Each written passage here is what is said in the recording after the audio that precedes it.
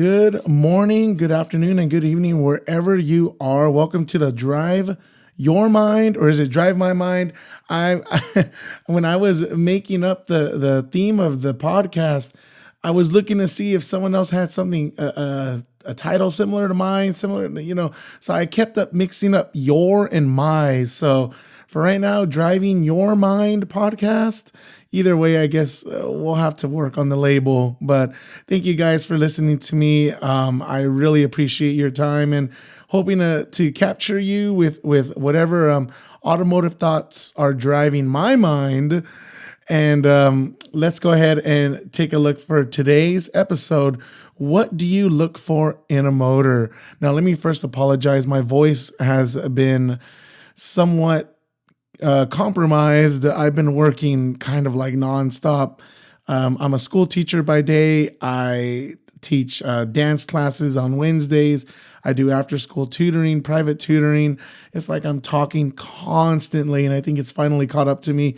Thankfully, not sick, but my voice has definitely seen better days. So hopefully, as this podcast continues to grow and improve, my voice will as well. So thank you for bearing with me, and thank you for tuning in for this week's episode. What do you look for in a motor? Because we as car enthusiasts, we're always, obsessed with maybe the looks or maybe the way it sounds.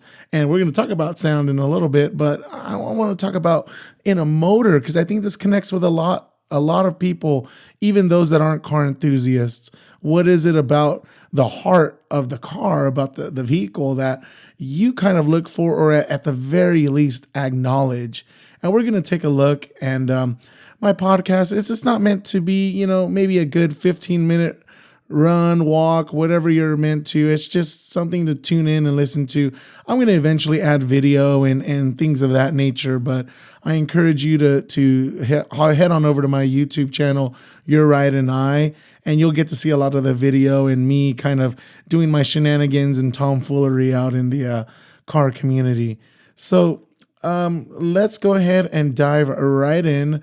What do you look for in a motor? And for my notes, I already put number one, economical, right? We're talking about fuel consumption. And before we talk about being green, we're just talking about those that just look strictly at the MPGs. Every time I go, I fill up at Costco, not Chevron or Shell. I know that's better quality gasoline, but I'm a Costco guy, and my Costco luckily has 4 pumps in a row. No big deal. And every time I fill up, I always say, "Hey Siri, what is 170 divided by 8.9?" And she'll give me the results. And I think Siri's gonna talk with me right now. So let me put her on mute.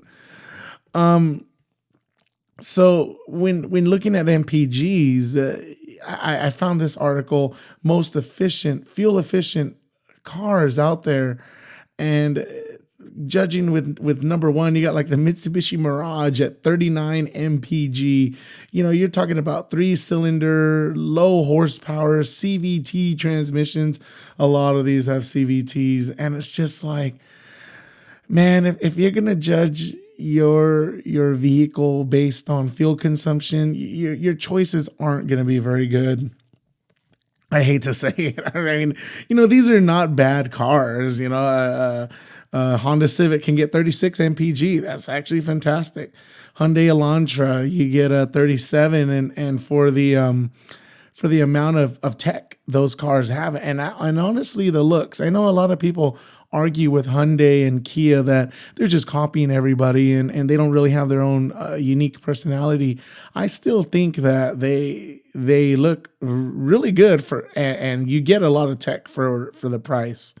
I've heard bad things about the dealership experience, but that's a whole nother story that we can go into, a whole nother podcast topic.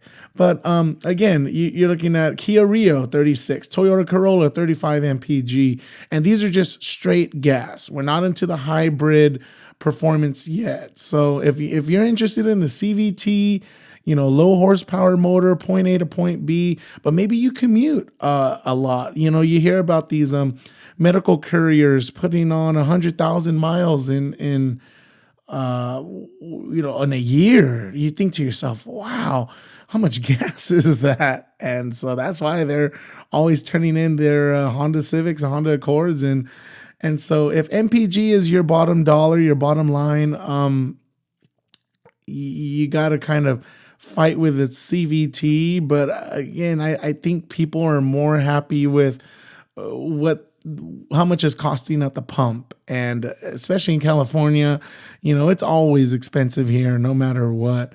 I'm originally from the Imperial Valley, so it's about an hour east, or I should say it's an hour west of Yuma, Arizona. So if you look on the map, Yuma is right on the edge of Arizona, near the Mexican border, and then Imperial Valley is about an hour west of that. That's where kind of like the sand dunes are, and Glamis. And every time I fill up in El Centro, you're talking about $4 or $5 a gallon unleaded. Let's say we go to Yuma, maybe we want some Texas Roadhouse and whatnot, because we don't have that in the Imperial Valley. We go to Texas Roadhouse and it's right by a Chevron, so higher quality gas. You're looking at like $2.49, $2.79, and I just think, wow, man, it's like double the price out here. And again, we can argue about what's a free state and what's not, and gas taxes, so on and so forth. I want to stay out of that. But yeah, just when you're looking at bottom dollar MPGs, Honda Civic, Hyundai Elantras, it's a relatively cheap car, good gas mileage. Honestly, point A to point B, I'm not complaining if that's what you're into. Moving on, what do you look for in a motor?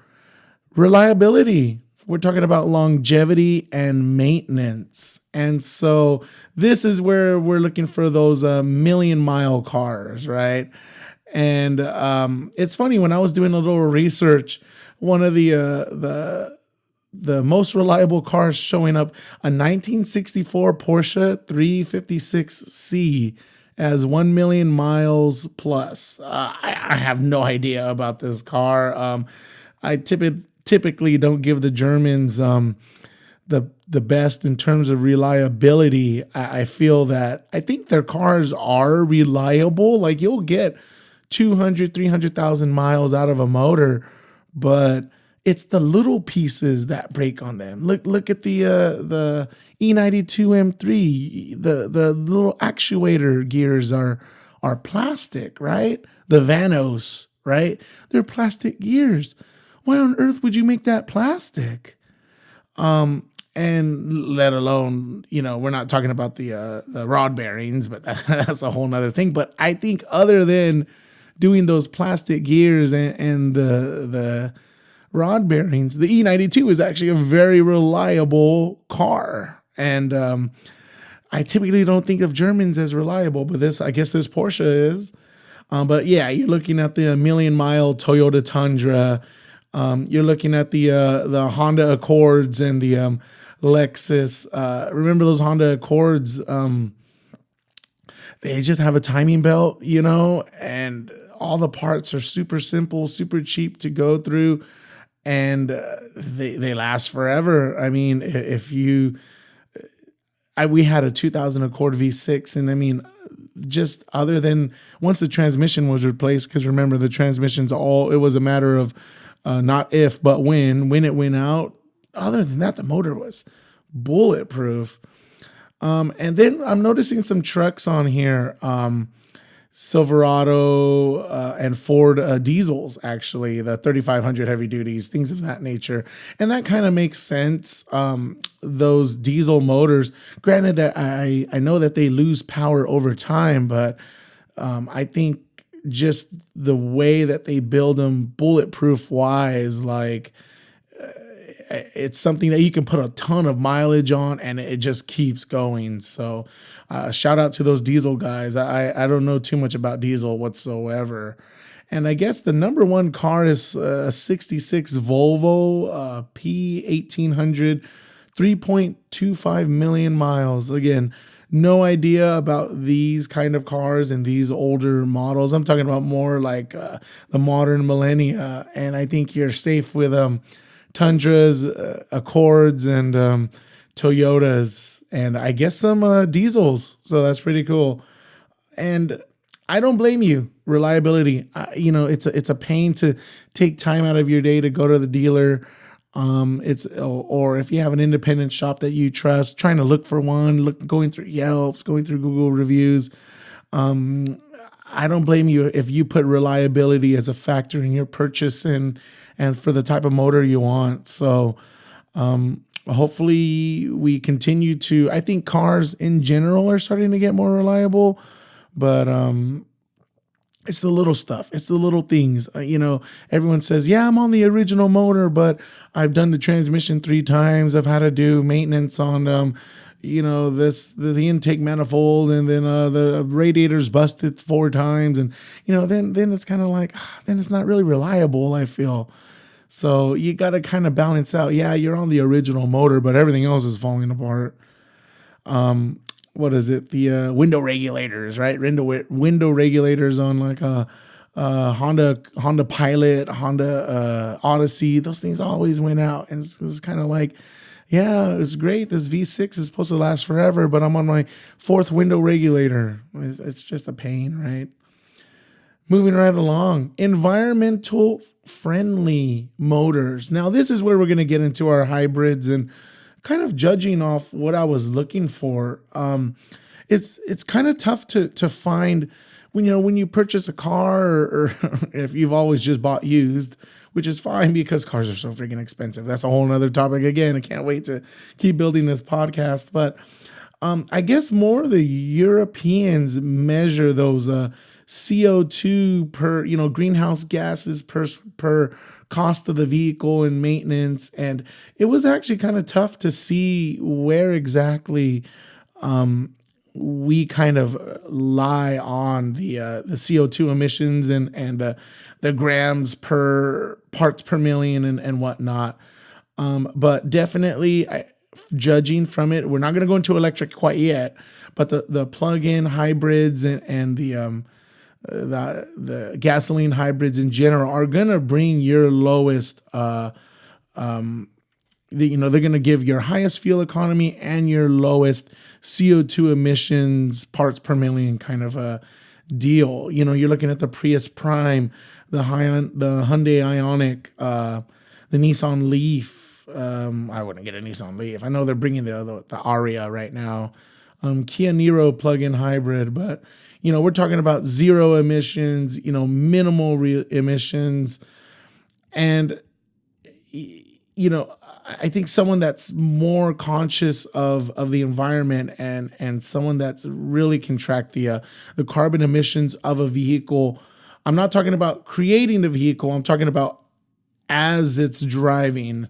I would love to discuss that with somebody that's more knowledgeable with the carbon emissions per year that a hybrid electric or a plug-in hybrid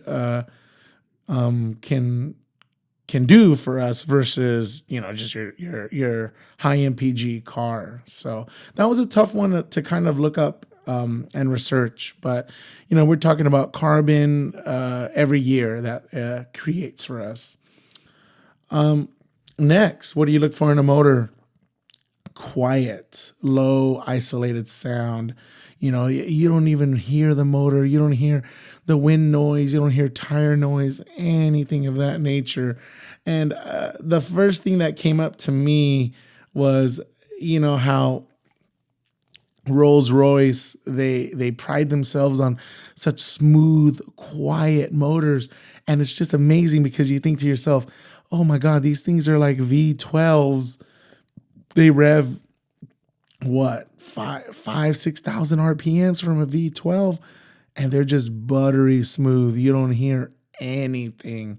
It's just so quiet. It's a whisper, right?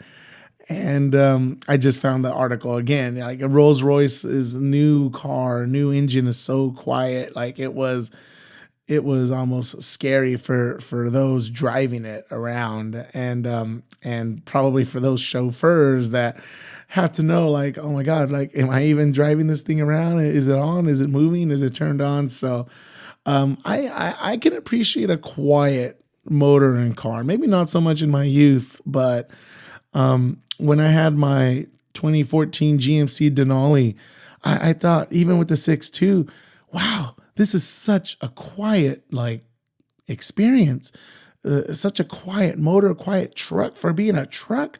I didn't hear anything, and I think that was kind of the threshold of modern trucks and modern cars. Around the 2010s to present, where they're really emphasizing these thick doors and these what is it, acoustic laminated glass and all these things that isolate the driver into a more serene environment. And now you have this noise canceling sound systems that like active noise cancel, kind of like your headphones, right?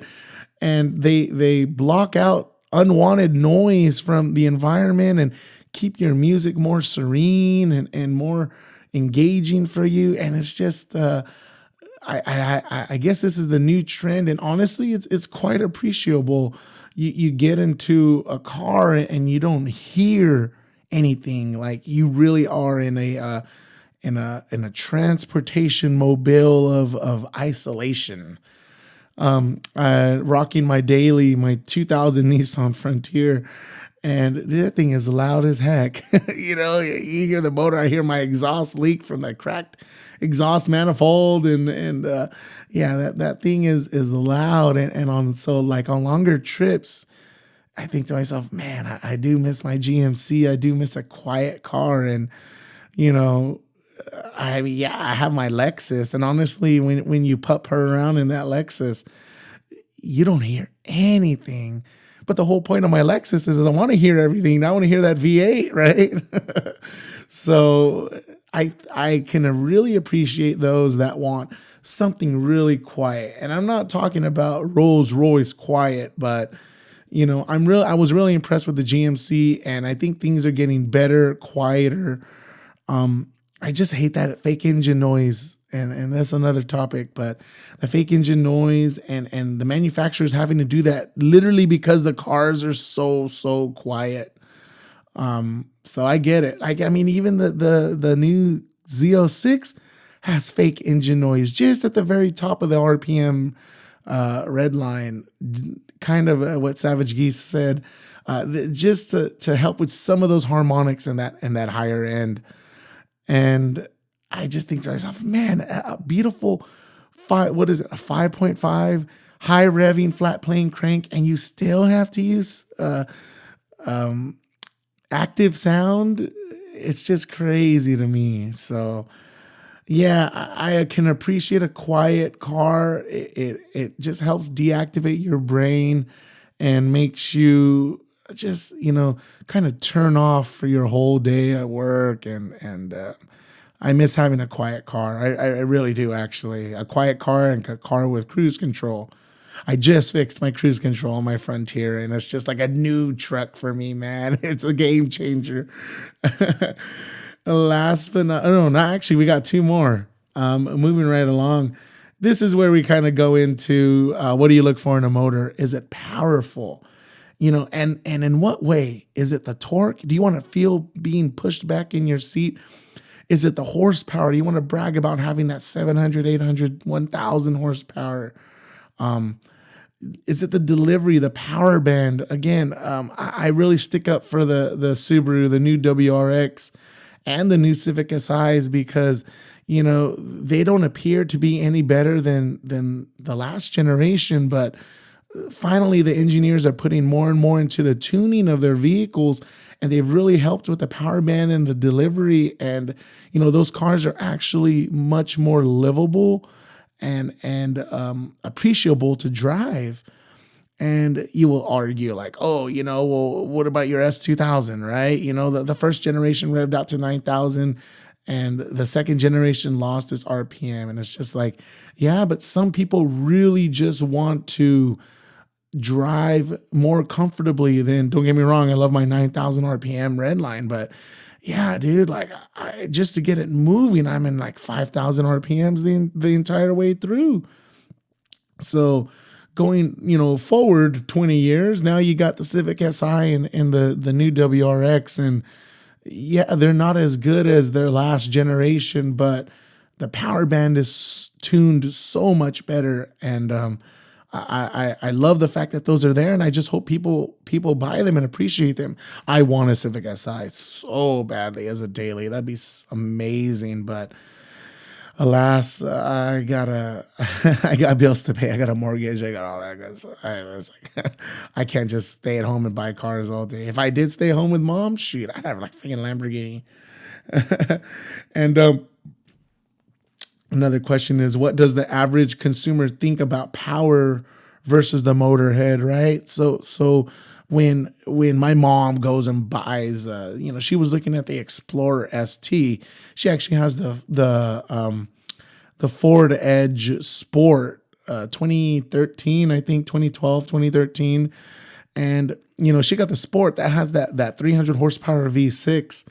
But, it's my 60-year-old mother. Like, she could care less about horsepower, but she's always wanted a V6. She always wants a car that has power to move up the mountains. That's always been her thing. And so she hates four cylinders. She never wants a four cylinders, but she wants good gas mileage too. She don't buy a V8. The last V8 she got was a Ford Thunderbird, I think, when I was like 5 or 6 years old. And so she's always bought in V6s, always, always, always. And so she's looking to replace soon. I know it's a terrible time to buy a car right now, but the Explorer ST she was looking at, and Ford right now wasn't giving any deals on that. So, she doesn't want to drop 65, 70 G's on a Ford. This is crazy to me. But dude, like the Ford Explorer ST is like a beast, man. That thing, it's like 400 plus horsepower, I think. It's like a lot, dude. It's like way too much for this like 60-plus-year-old woman, almost in her 70s. And you just think about what does she need that much power for versus someone like a horsepower addict who's just like, what? 550 horsepower, that's it? It's just like 20 years ago, 240 horsepower was a lot, man. And so, again, we're talking about powerful, tunable, looking at here, you're talking about your Supras, your Skylines, your S2000, obviously. And the S2000 is going to be on our last one. The 240SX, both with the KA. There's not much for the KA, but there's a lot for that SR20, and I'll go a lot into my 240 that I've kept all these years, and I still have the KA, and I still want to keep the KA. I really like that motor, but it's not a powerful motor by any means. It needs the aftermarket support, but there is aftermarket support for the KA, so I'm hoping to keep it. Your Mitsubishi Evolution, your GTIs, obviously the Mustang. Your Toyota 86, the RX-7, and God bless you for RX-7, and obviously your Bimmers. No, Mazda Speed made this list. Mazda Speed was cool, man. Oh yeah, anything with an LS, the GMs. So yeah, I mean it's a great list, and I think that nowadays, especially what is it like people from Texas that they don't have to deal with the laws in California, and they just have turbochargers the size of a desk just hanging out of their hood, and you have people in California with their supercars and they're twin turbocharging them, and it's just like I couldn't imagine being in a 500, 600 horsepower car that weighs 3,200 pounds. Like, to me, that is insane. And for some people, that's what they drive to make content and to, show their friends. And I can't, I have no idea how they feel that that's not enough horsepower. That's not enough horsepower. It's like, golly. It doesn't make sense to me, but maybe for you. That's why this podcast is meant for everyone. Last but not least, what do you look for in a motor? And this is for me, the feeling. Is it the high revving? Is it the driver emotion? Is it the input?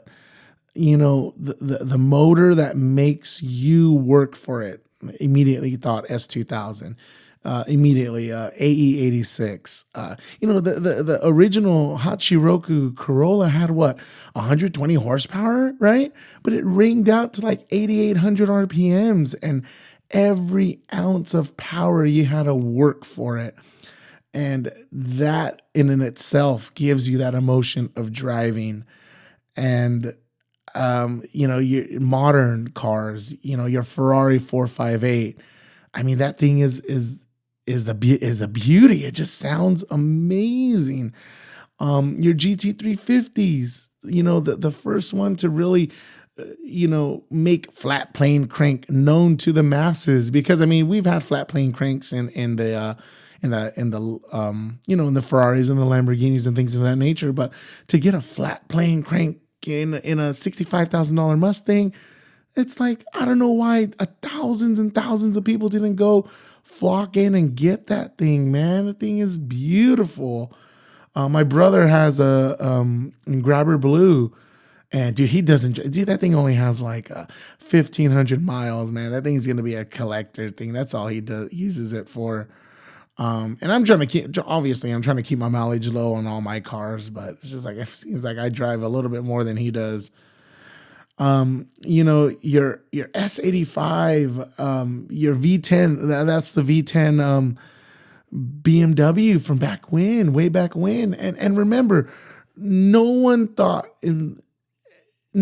ever thought that the emissions were going to continue to get stronger and stronger and stronger and more restrictive to where V8s are going the way of dinosaurs, and people need to realize that, like, now. So if you want like a high revving or a massive amount of cylinders, like, this is it. Look at Audi's RS3, the 5-cylinder thing sounds amazing, and the 5-cylinder is dead. That's it. Like, RS5 performance 5-cylinder is it. And when you're looking at V8s dying, and you're looking at V10s practically dead, or unattainable, unaffordable, you're looking at that new Aston Martin, which is a gorgeous car, but you're talking about $400,000 too. It's gone. Like, and those cars elicit such an emotional response when you ring it out, when you drive it. Again, the Lexus V10, right? LFA, right? Like, who'd have thought? Well, who'd have thought anyone would have bought or who'd have thought Lexus would ever make that? And now that thing is worth double what it was. So what are those cars? If they could be low horsepower, it doesn't matter. It's just, how does it make you drive? How does it make you feel? I remember when I first moved out to Menifee, and I still drove my Mazda 2. That was a a pretty crappy 100 horsepower lightweight. It was really lightweight little hatchback, but it was a 5-speed manual. And dude, I would take it out to the wineries, and there was a couple of twisty roads out here, and I would just ring that thing out. It starts smelling like brake, and I'm braking a little too aggressively, and I loved it. Because that little car could scoot when you're just like really putting in all your input and all your driving feel into it. So maybe that's what you look for in a motor. I love the fact that I want to look for that in a motor. And we're in the sunset age. We're in the last golden era. And in future episodes, we're going to be talking about what's it going to be like maybe in the next 5 years, 10 years, 20 years. And I want to hear your thoughts, your opinions. What do you look for in a motor from my list? And most importantly, what's the one car, motor, or thing that you remember? What's your experience with what it's been like for as a priority, right? Like for me, taking that S2000 the first time, on the freeway, driving it back home, and once I hit VTEC, right, like true VTEC, dual overhead cam VTEC on exhaust and intake side, like I'll never forget that. The Lexus V8, when it turns on, when it has that emotional response, right?